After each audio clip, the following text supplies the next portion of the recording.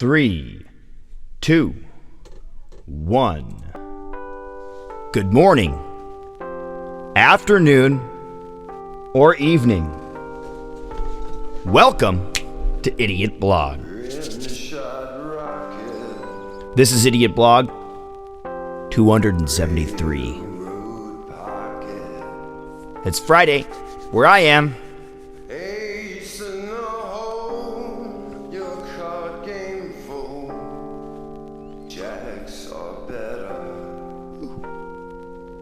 We're going to listen to a couple tracks here by artist Philip L. Smith. You can find him at Ground Control. Singer, songwriter, sound engineer, producer. Plays many instruments. He eats music for breakfast, lunch, and dinner.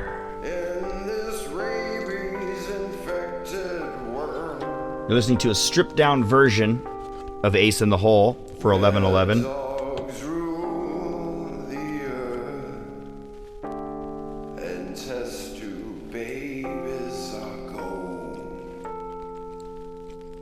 Matrix mayhem down in the hole,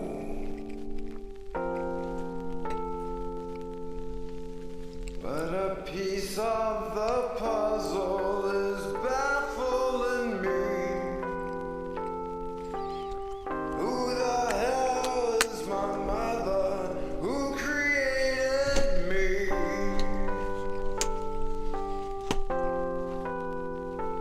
In the poison waste of plenty, the parrot is pushing me. This box is the same footprint as a water bottle, and made from it's made from recycled bottles, and they're pretty proud of that since it's right on the top. That's a General Tso's chicken. I think everybody on the planet loves that, but the thing is with that, or at least in the United States loves that, but the thing is with that, it's got sesame seed in it. I'm allergic to sesame seed. Fuck it.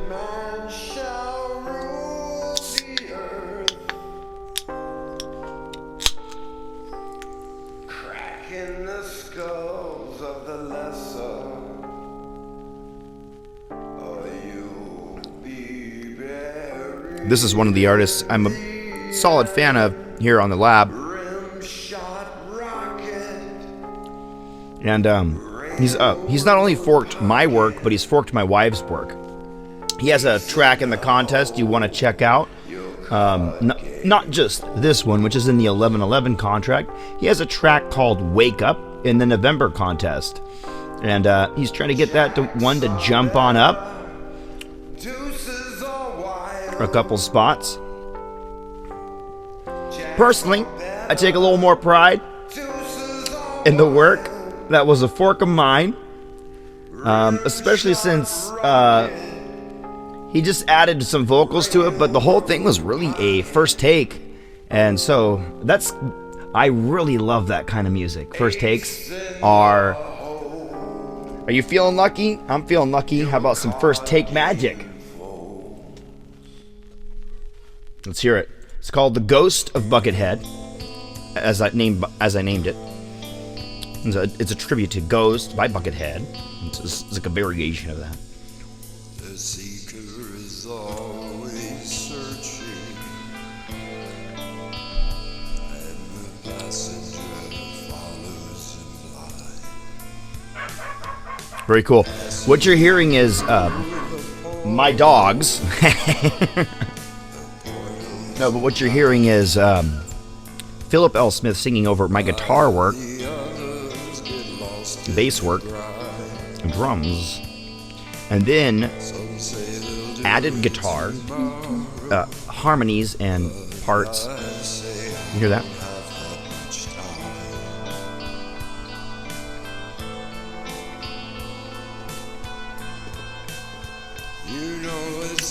I believe that was Rick Silva Rick Silva, I believe. Let's see.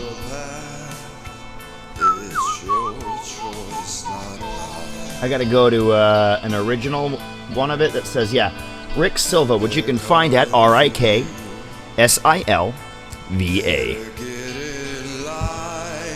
And he tagged me as Chris IdiOtBuRNs.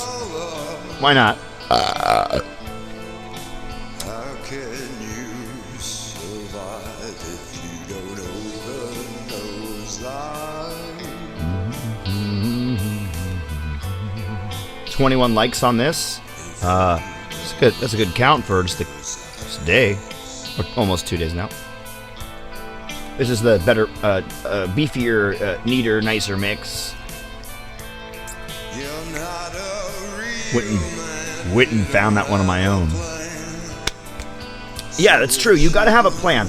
I don't know if you guys are like me, but you could talk and listen to the words of the music at the same time. But yeah, he's talking here about having a plan, and the secret is really about intentions, and it's kind of a cool little thing. You do have to listen to it to hear all the details. But while we're listening, there's something I wanted to do that I haven't done in a while. I just wanted to pop on over to a section of this book. Just gonna pop on over and start talking about what I'm hearing in the book. So it says here, electrical guitars are high impedance, unbalanced devices, which make that click was the teaser sample. If you heard that pause for a second. But guitars are high impedance. They have unbalanced output, and it makes them susceptible to hum. And things you can do to get rid of hum are change chords, get nicer chords, chords with better insulators, and better shielding, if you will, as what I mean by insulators. Better shielding. You know, metal jackets and stuff like that on the plugs instead of plastic ones.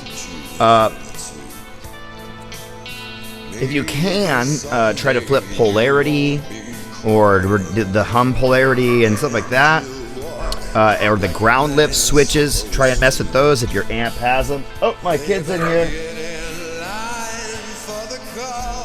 What you got? What you got?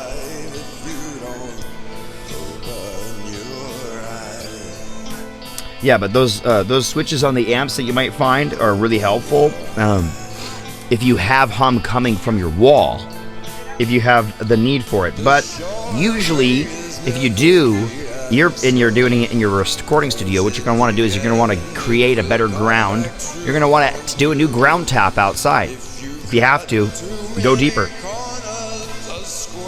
But this is a great tip. Have the guitarist turn the volume of the guitar up all the way, and then turn down the gain of the amp. And that could be very important, because you could be getting hum from that, the input levels being just kind of off. Here's a great tip. I've mentioned it before. Have the guitarist move around or turn around and rotate and find a spot and position that has the zero least hum, the minimum hum. For me in this room, it's right here like this, over here like this, right here like this, over here like this. There's these certain positions that I like to get into. This right here isn't one. I have to get a few more feet over here.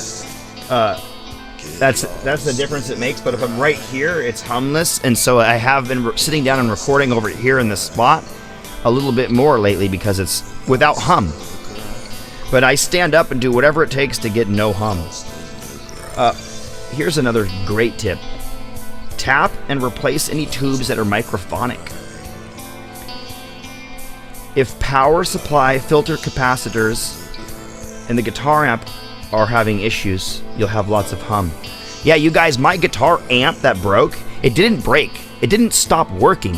it just started having a level of hum that was completely unacceptable, a level above 0.5% total harmonic distortion humming, and having it be an actual, it's gonna start another one, we're gonna play a different artist, having it be an actual note makes it very irritating. It's a exact 60 cycle hum, like 59.7 cycle hum or whatever. So it's like an exact note. It's go whatever the cycle is. It doesn't stop, doesn't change. It doesn't go. In the background, just this one note.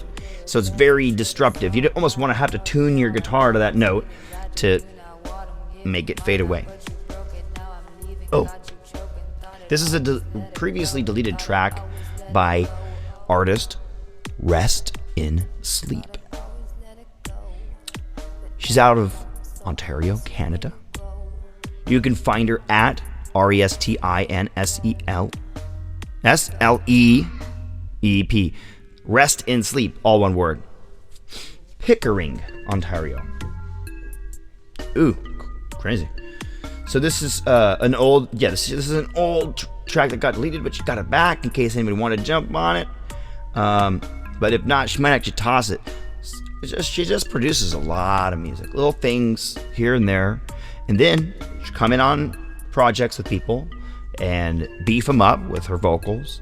And she also has tracks where she does like hooks and things like that, and she has tracks where she leaves it open for other people to add to. So she's kind of like a lot of us on here. She's very open to the collaboration. She's in a band with me, Clouds. It's a band that is actually, who is that band? It's Chill I Am band, I believe. But she says not open to band invites. Don't just keep inviting her to bands. Go check out the artists that she says to check out in her profile. There's like 6 of them, so I'm not going to mention them all here, but those are her favorites. She says she's got a community vibe going. It's very cool. She's just like, don't just randomly invite, obviously. It's like a lot of us on here, we'd like to have some personal contact first, Being said, she's got 3,000 followers, so a lot of people following her. And this track is called, it was called Red Flags. It's a production by Sayas, Sayyas. And then it has her work over it, I believe. So, and you can see here it says inspired by Sayas in the post itself. So, Sayas is right here on BandLab. Found at bandlab.com/SAYYAS. That easy.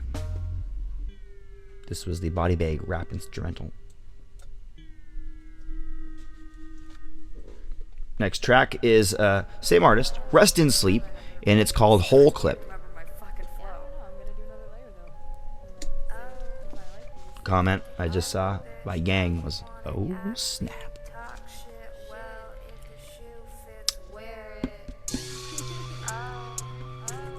Okay, back to the hum issue. Another thing that can happen is, like I said, is defective tubes or tube issues, and so you can tap on those. And then, like I said, the capacitors, and they say have that done by an authorized technician. Now that is correct. Have that done by an authorized technician unless you are good at reflow, good at desolder, you have a desoldering iron and such. Let me show you what that looks like.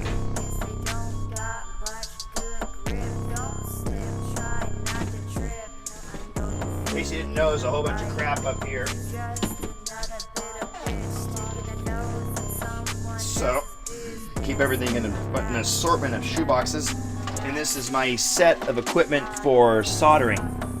That's my temperature-based soldering iron, my digital multimeter, the stand for it, and then, you know, some basic tools. Sorry.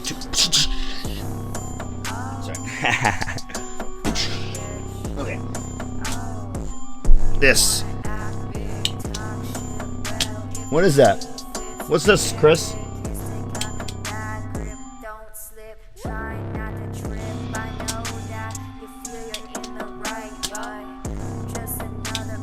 You see this little piece of metal? That piece of metal is just right below. Then you get the solder hot. The solder is a little bit drawn by the metallic nature of it, to not afraid to go there. This is a heat-safe plastic that the solder does not get attracted to and will not stick to ever. This whole thing is made out of these heat plastics, and then you can press it right up. You stick the solder joint, you get it hot, and then you don't even pull the thing away. You just put it right next on the soldering iron tip. So the soldering iron tip's pressed down. You're right on the soldering iron tip. Boom, right where it's there. And you go, and it goes, and then you do this after like 5 or 6 of them. A little piece will come out, and it'll be a bunch of solder in a little tube shape. Eject that out, and every few you'll get that. What's it look like in here? Nothing really crazy. It's just a simple design, like a spring and a piece of metal, and then a smaller tube that little piece of metal is going through that it sucks the stuff into. Really a simple design, and they're cleanable, and they last a long time. I've had this one a good number of years. So we are going to move on to another artist. Like I said, that was Whole Clip, Rest and Sleep. Next artist we're going to feature is John Shepherd. Let's see, what am I going to play here? I'm going to play this most recent one called Shaking.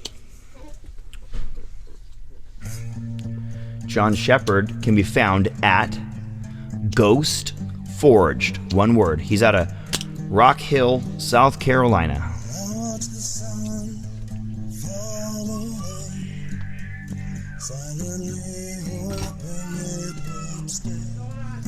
As the rays disappeared, that's when you'd suddenly appear.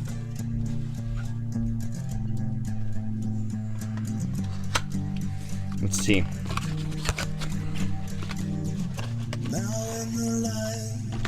Yeah. So on these Sovtek KT88s, you can see a couple indications of a tube getting old and aged, and that is speckles inside the tube, splatters and speckles inside the tube, and around these top plates, you have the very far edges are oxidizing and breaking down, and that's not. There was just labeled number 2. That's not just because of age. While these were almost 10 years of use, a lot of use, they look like they're hot all the time now, because I ran them at the very, very, very tippy peak of quiescence. I ran these at 66.4 milliamps for a solid 2 years. I eventually ended up pulling it back to 53 milliamps until I could afford more. I retubed it, and then less than 5 months later, sold the thing, and I'm very sad about it. My old VHT, but these tubes are still good, and they're just not recording. And I was about to do some recordings, not recording level quality, and then I replaced the amp. It's gone. So someday, and I can even get that old flavor back with these old tubes.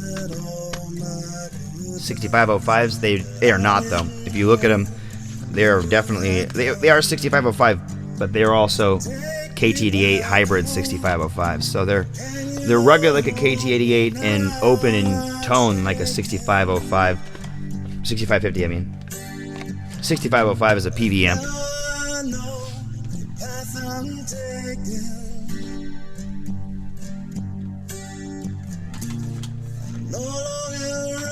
Those were in a matched pair of 4, and so are these.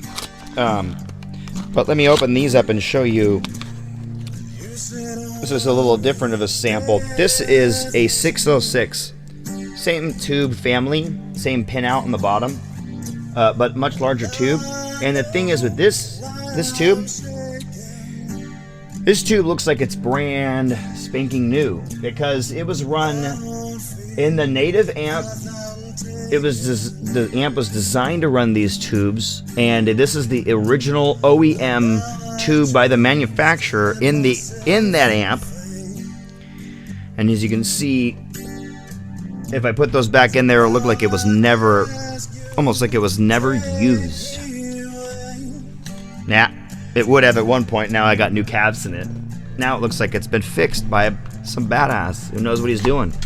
Ain't gonna let his shit deteriorate and throw it away because it stops working or gets fuzzy sounds.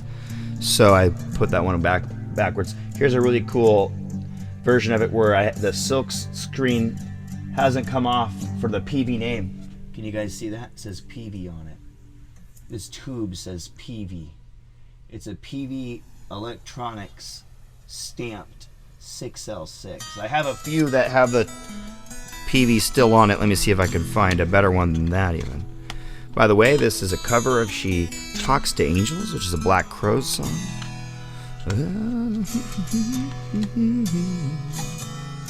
See, this one's actually worse. But you still know what it is. You can tell that's PV. That's a PV logo. So, yeah.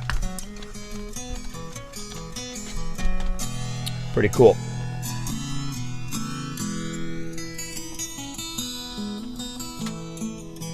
Well, I replaced them with, and I've told you guys this before, I replaced them with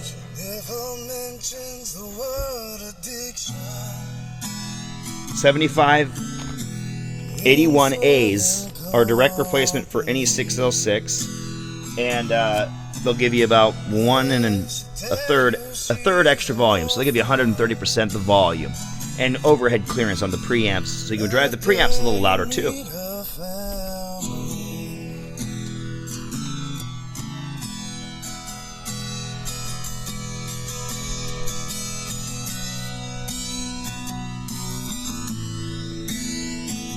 One thing it can do is it can give you less compression, and then you can choose to compress that preamp sound on your own. So a little bit more about hum. Another thing that you can do is use guitars with humbuckers, or find a setting that is a little less hum, like the in-between settings on a Strat. Sometimes you just want to install humbuckers on the guitar, or single coils with anti-hum. Fender makes them, noiseless pickups, you can get those. It's great modification to do to your instruments. Plus it's really simple soldering, and it takes you into new levels of knowledge and new realms of knowledge. Guitars with humbuckers, yeah, that's a good idea. Just noiseless pickups though too. And then if you still can't get it quiet enough, it might have to get a different amplifier. Your amplifier itself might just have too much noise. Practice amps can have this problem. A lot of modern practice amps, like for instance, this is just for instance, like a Line 6 Spider might not have that issue because it's designed a little differently, but it might not have the kind of tone you want. So you go back and forth between having some noise and having a tone that you think is tastier. That's when people start investing money in amps, and that might become if you're hearing it and it's bugging you, that's why you would invest in it, not because it's bugging someone else. Okay, now there's another thing that comes into play. Even when you do have the right pickups and the right amp and everything, you'll get interference because I live next to a military base. I live in a busy rural area, if that makes sense. We're not in the city, but we're a busy area. You get RFI, like buzzing clicks from your cell phones. You get CB transmissions that can come in. All of a sudden you're touching something and it shocks you for a second. What the fuck was that? You touch it 20 billion more times that day, no shock. The fuck? Then the next day you touch it, shocks you again one time. What the fuck? This shit's all tricky, man. So things you can do is you can use wire straps or braids. Another thing you can do is you can actually get these straps that go over your shoe, and they strap under the bottom of your shoe, and they ground you at all times, and that keeps you from being noisy. It's crazy, but yeah, you touching your guitar, you grounding, you can ground your guitar even more if you have some kind of grounding strap device tied right into the real ground.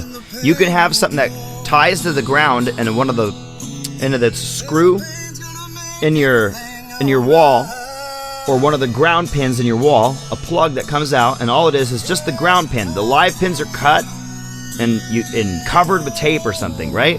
And then just the ground comes up and it goes to your table. And then your table has a little spot where you can attach a wristband that snaps to your. And when you're playing guitar, that might be a little bit annoying, but the buzz being gone, it'll be worth it.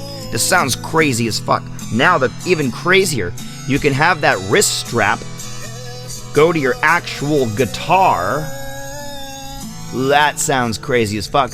But then when you take your hands off the guitar, it doesn't just start buzzing. It's like you're still touching it. That is something I've thought about a lot when I want to do some djenty shit. What? Hey, everybody. I better not be on that. Yeah, you're on. The voice.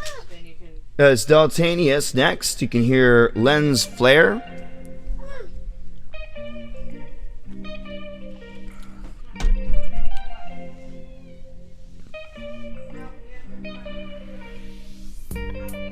This is Lens Flare, Daltanius, if I might have said that already, but it's a smooth beat.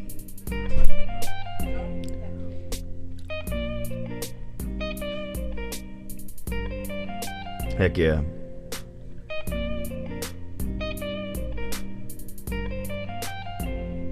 It says he's always held a strong passion for all genres of music. That's like me. It says it does it all. Hell yeah, bro. And he likes to put on a strong for BandLab. I think I said that wrong, but he likes to put on strong for BandLab. But he just likes to be on BandLab.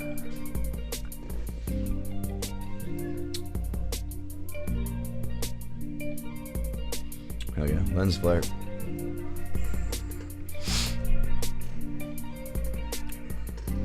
If you guys haven't already caught it, I do have a interview with Daltanius. You can find it at IdiOtBlog on BandLab.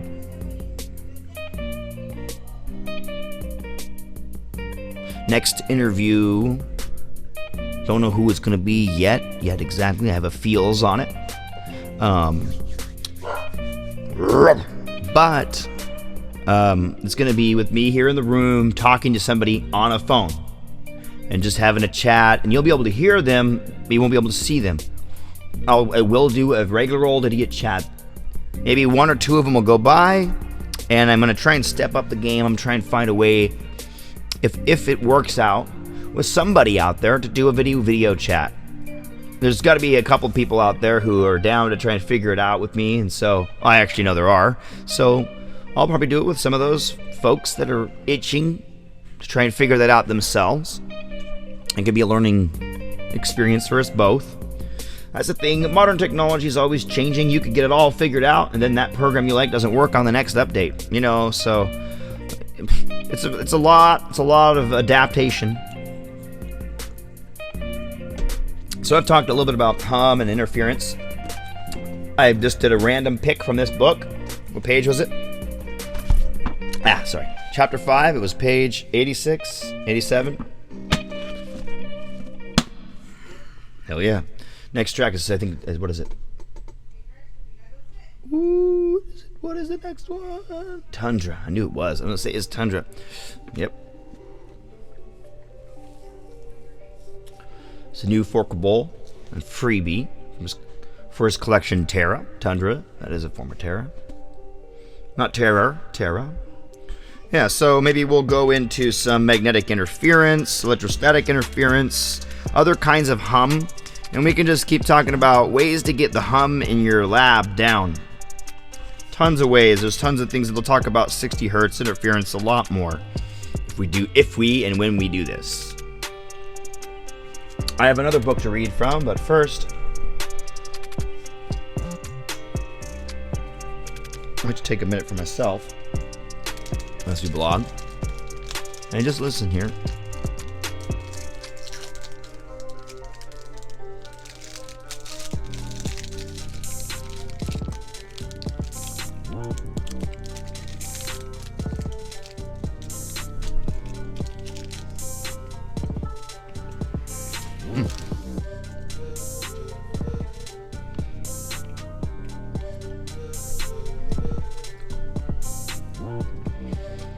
I'm going to randomly pick from another book.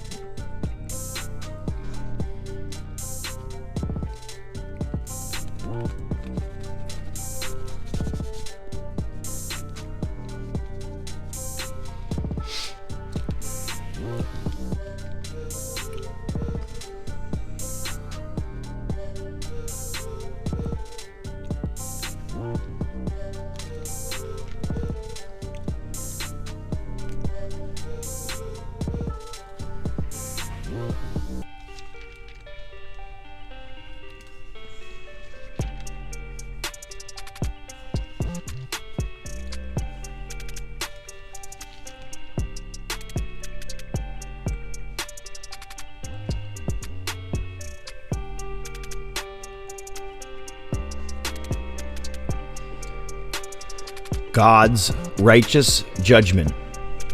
Romans 2.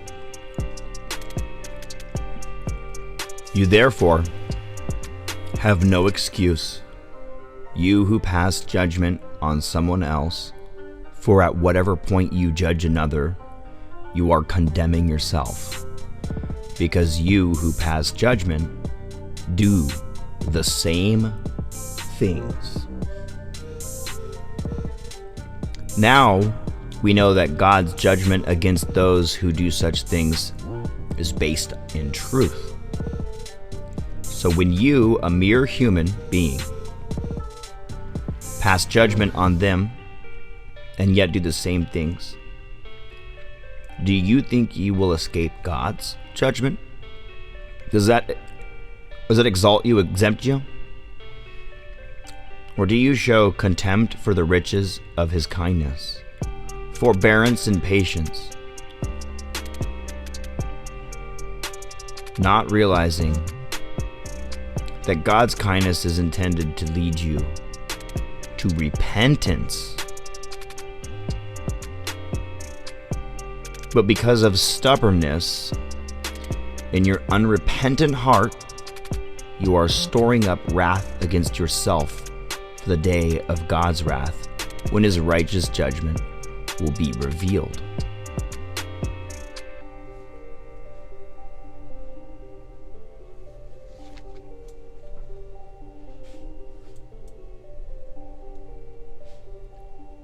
Next artist is a contest track called Smoking Alone, inspired by Freeway the Underrated, completed by Tommy the Poet. The moon is out. Best verse added to it gets a free custom painted vinyl record by Tommy the Poet. Second gets 2 custom stickers, open to all, beat by Freeway Beats. Must like, comment, and fork to win. Ends November 25th. Winners announced 2 days later. I got some stickers I'm wanting to make. The fuck, man? If I get a little bit of a financial break coming up, I could spend $20 getting some cool stickers. Give those away. So,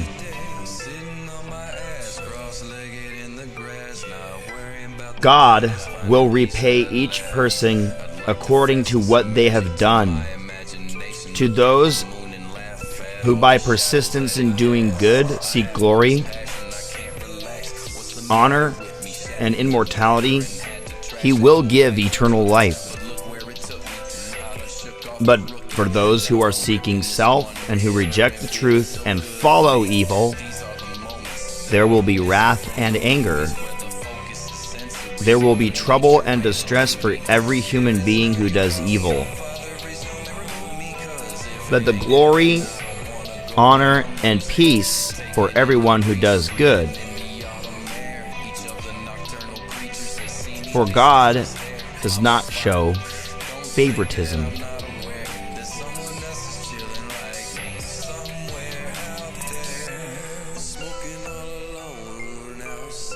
All who sin apart from the law will also perish apart from the law, and all who sin under the law will be judged by the law. That's always true of everything.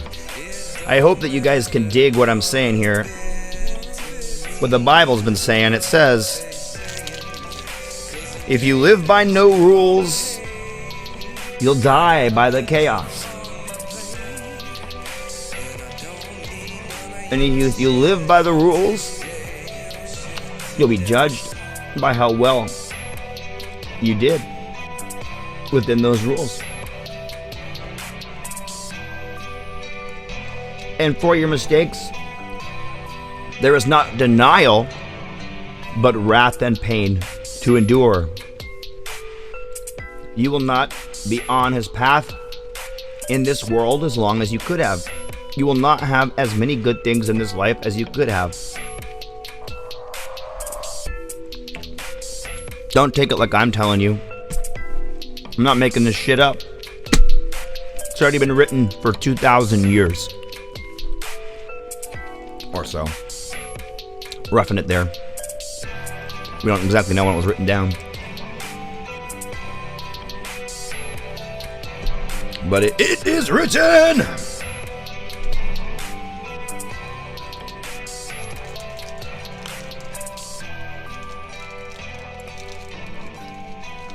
Just add a bunch of Bible verse to this and see if he likes it.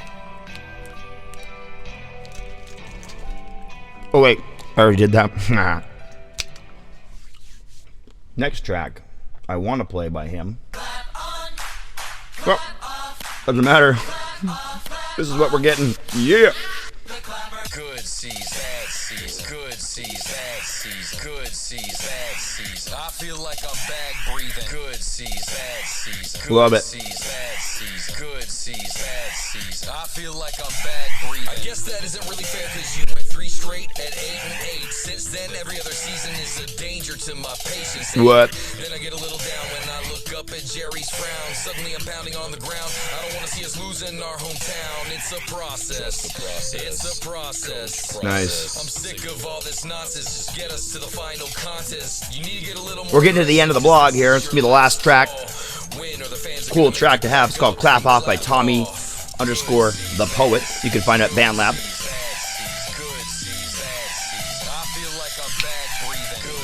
Hope everybody enjoyed IdiOtBlog 273.